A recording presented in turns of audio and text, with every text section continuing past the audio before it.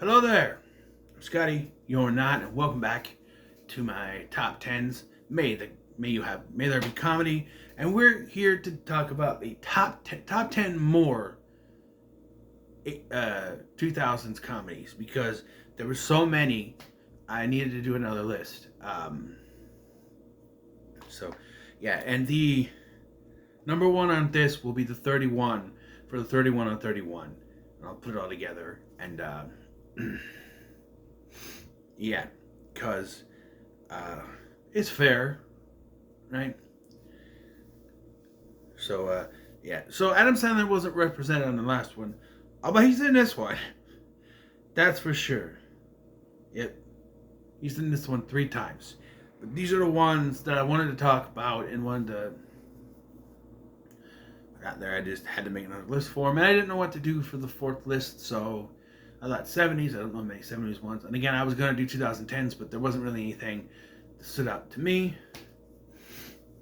I guess it could have been, but I don't know. But anyway,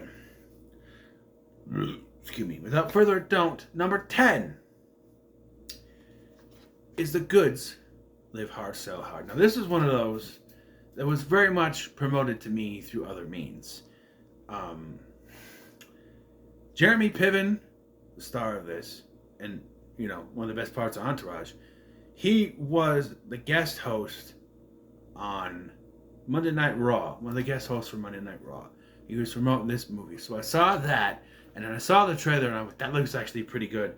So I went to the theater to see this, and, hell if I didn't enjoy it. What it is there is this car lot, which is on the verge of bankruptcy or not doing good. I haven't seen this movie in a while. And it's run by James Brolin. James Brolin realizes he wants to save his business. So he hires Jeremy Piven and his group to come in and try to sell the cars. He has to sell a certain amount of cars. He makes a bet he's going to sell all the cars in the lot by a certain amount of time.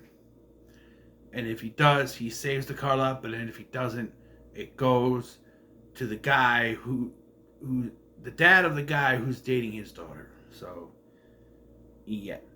And some people I know, and it's Jeremy Piven, who I would go on to watch Entourage, know him. Ving Rhames from Mission Impossible and Dawn of the Dead remake. David Koechner, Catherine Hahn, Craig Robinson. This is how I really got to know him. Jordana Spiro, is that the daughter? I thought it was Megan Price, but I guess not. No, but this is just a fun comedy. As the ping pong, or as the Chinese say, ping pong. Number 9, Balls of Fury. It's about ping pong. It's the Karate Kid, but ping pong, and it's a grown-ass adult. So this guy, Ricky,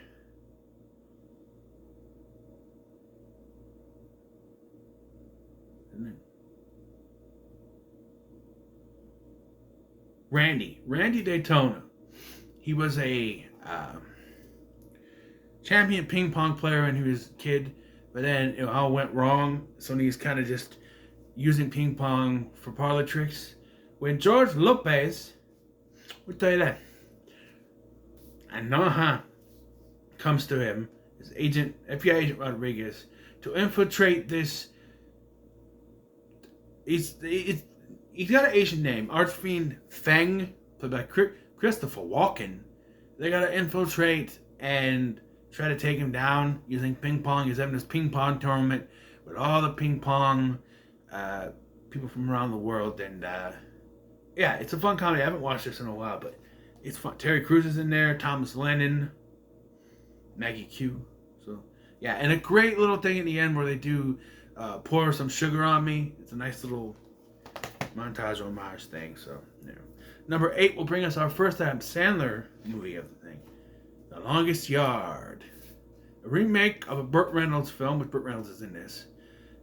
Paul Wrecking Crew is a football player who is well regarded as a cheat for using a game to shave points. And so he was kicked out of the league. He's not famous anymore. And after getting drunk and crashing his girlfriend's car, he is put in this prison and forced by the warden, played by James Cromwell, to put together a team of inmates to face the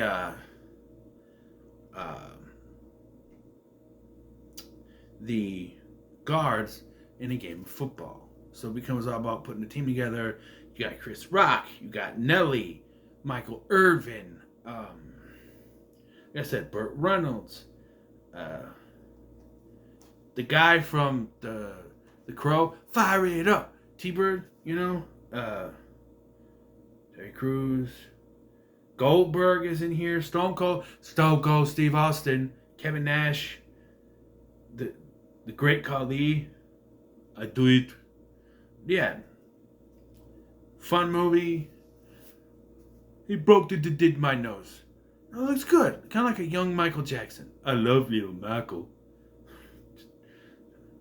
I have a bird. His name is Petey. Well, tell Petey you got knocked the fuck out.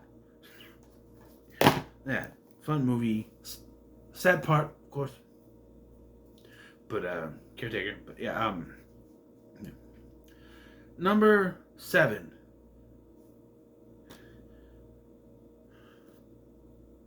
How you spell fired up? F-U. How you spell fired up? F-U. No, that's not. It's fired up. Two guys who are almost 30 playing teenagers. Okay. Yeah, I think Christopher, what's his name? I think Eric Christian Olsen was about 30. But yeah, what it is these two football players,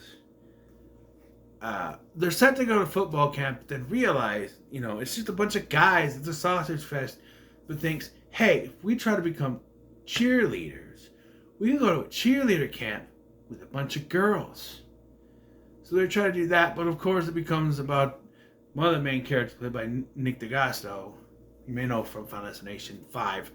He ends up falling for one of the girls, while Nick, that's this guy, which I thought it was funny. His character's name is Nick, and his real name is Nick. So, has a thing for the camp, the head of the camp's wife. I'm assuming they're 18 otherwise. But, yeah. And it's a fun little comedy. Again, I don't know if you could do this now, but it came out in 2009, so it's not that far off, I guess. 16 years ago. So, but it's a fun little film. Adam Sandler's back for number 6 of Mr. Deeds. Let me change your socks. Yeah. So, Longfellow Deeds. It's just Deeds. Okay, so Deeds is the only living relative of a very rich philanthropist guy, and he inherits his money, and the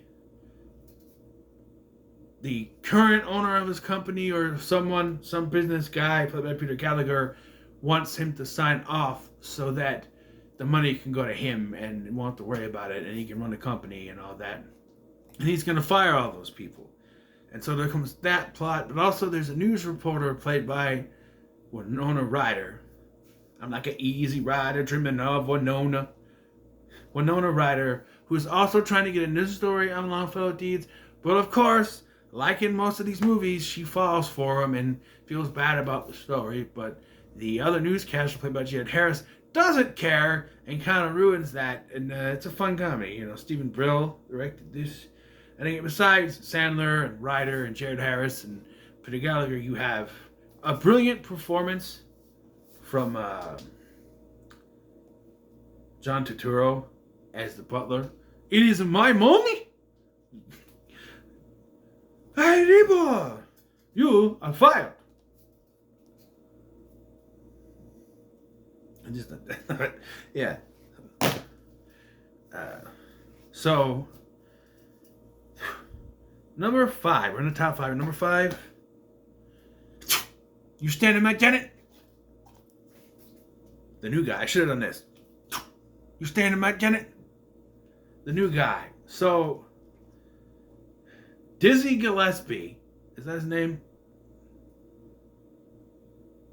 Dizzy Harrison, that's his name. Harrison is a joke at his school. He's constantly picked on. They're making fun of him, and there's an incident in which the lunch lady grabs him by balls and it ruins it, so he changes his image. He ends up in jail somehow. I don't remember how the hell.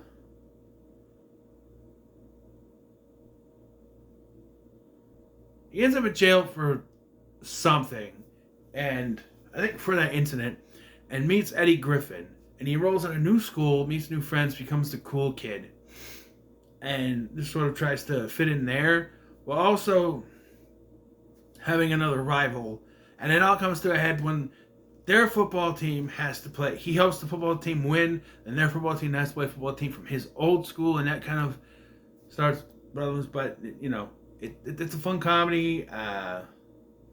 DJ Qualls gets to shine, and I think it's his first lead role after Euro Trip, so it's a fun movie. I actually found this movie from my friend Brandon. He got me into this movie, so yeah.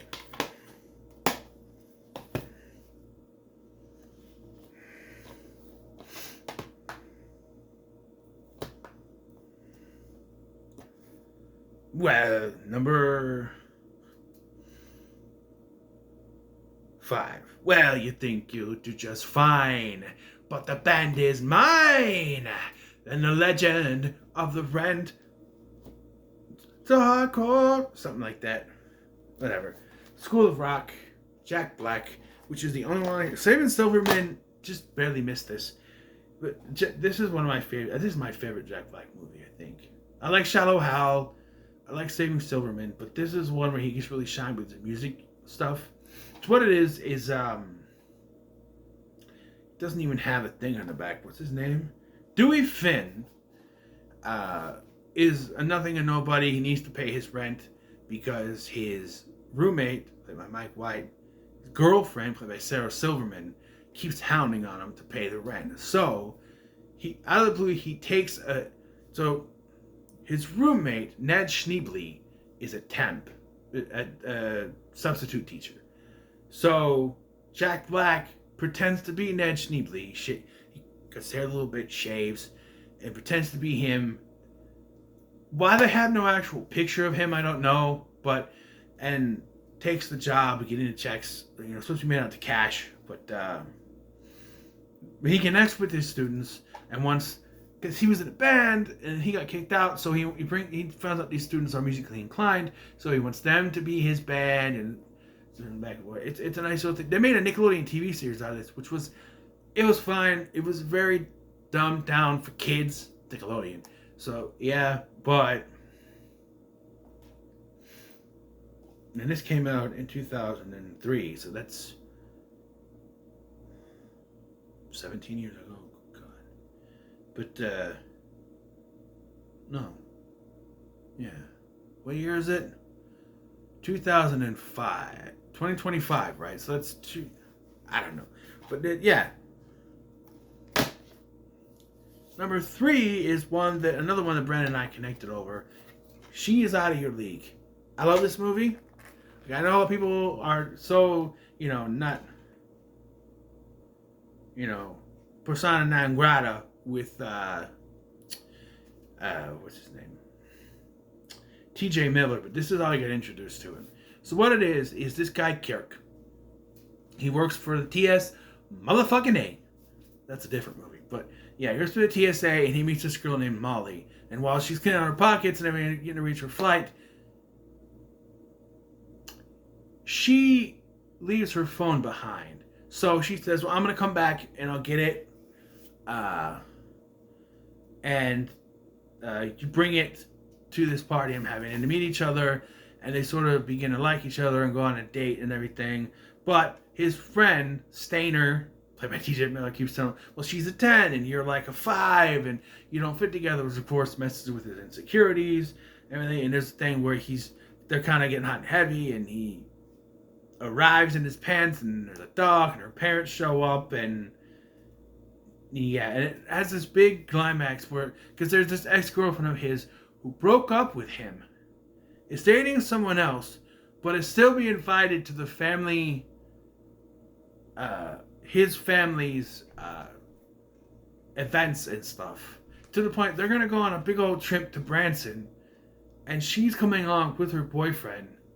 But then, not when she sees that Kirk is happy with someone else, oh, she wants him back, because of course that's how it works, right? This man has two women fighting over him, and I got, what do I got? Chibi Thulu? Faz? Nothing. I got nothing. Because they're not real. But, yeah. Adam Sandler is back one more time for number 2. 51st Dates. Adam Sandler is back one more time for number 2. 51st Dates. Adam Sandler is back for one more time for number 2. 51st Dates. Okay, I'm done with that joke. 10-second Tom, remember? So, this one, which you guys obviously know what it is, Adam Sandler meets this girl played by Drew Barrymore, and she has a short-term memory loss. I'm not exactly sure how it works, but her mind basically resets every day. So then he starts orchestrating ways to meet her every day, much to the despite of her family and friends, but there's really something there, and it's I remember when we first watched as a Family, I'm wondering, how is this gonna work out? They present a happy ending, but one day she wakes up, she's got kids. One day she's gonna wake up old, right? I don't know. Fish. Right on.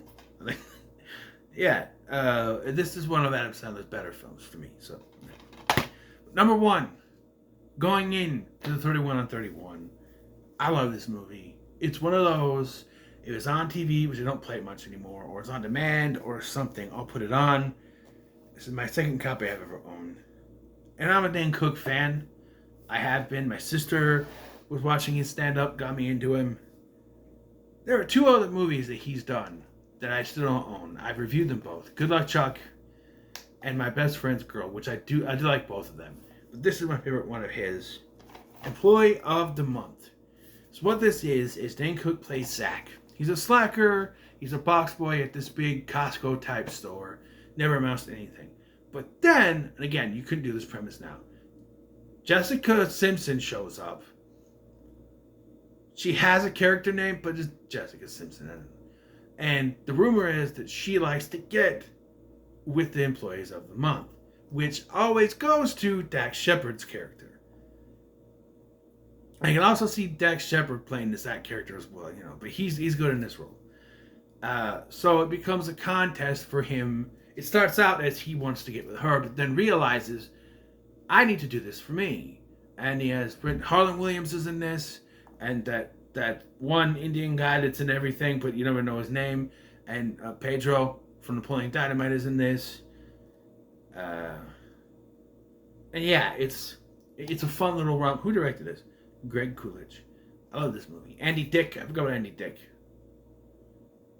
Yeah, Andy Dick. His eyesight problems are my problems now. No, seriously, I can't see anything. I don't want to have those kind of glasses he has. They're that thick, but he still can't see anything. He's got to be legally blind, But yeah. Oh, this movie is PG-13. This is a Fiat. How dare you? Whatever it is. Yeah. You think you're funny? Yeah. He does not do it now. Oh, that's too bad, Jorge. But yeah, it's a fun movie. I kind of want to watch it now. But it's Star Wars Day, so I'm not. Maybe some other time. But yeah, I love that movie. Yeah. So what are your thoughts on my list? I guess you gotta make another. You don't have to make another list. I never said it in the last one, but give me your top 10. Period. But yeah, I love this movie. I wanted to put this in the other list, and that's kind of inspiration for doing this list. And okay, what other one's gonna fit in? I found these. I'm like, oh yeah, that'll work. So, thank you for watching. I've been Scotty, and I'll see you in the next one. And now I have to figure out the 31 on 31. I'm not recording that tonight because that's 3 lists plus 1. to kind of put together and figure out how they fit together. That's some Frankenstein shit. But anyway, I'll see you in the next one.